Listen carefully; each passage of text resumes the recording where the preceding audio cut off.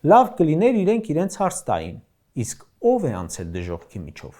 Եթե իր ու ՔՊ-ի մասին է խոսքը, սխալ ձևակերպում է, որովհետև մինչ ուրիշներն անցնում էին դժոխքի միջով, իրենք անցնում էին բունկերների միջով։ Այդ ընթացքում տներ, դղյակներ էին կառուցում, փող էին աշխատում, հարցեր էին լուծում իրենց ԽԾԲ համակարգի համար։ Դժոխքի միջով անցել եւ անցնում է ժողովուրդը։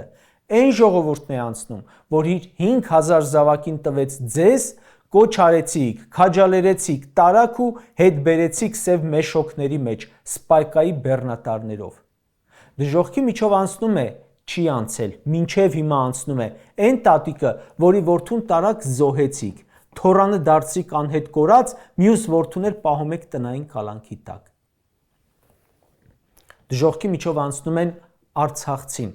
այն արցախցին, որի տունը հանձնել եք ու հիմա իր ավտոմեքենայի մեջ է քնում։ Այն արցախցի տատիկն է դժոխքի միջով անցնում, որի տունը նվիրել եք Թուրքին ու հիմա հարցնում է, քանի 100 տարի ես պետք է հավաքարար աշխատեմ, որ էլի տուն առնեմ։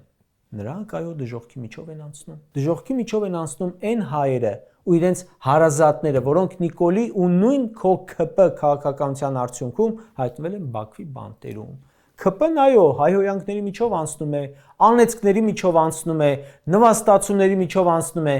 բայց դա էլ չլիներ, բա ինչ էիք ուզում։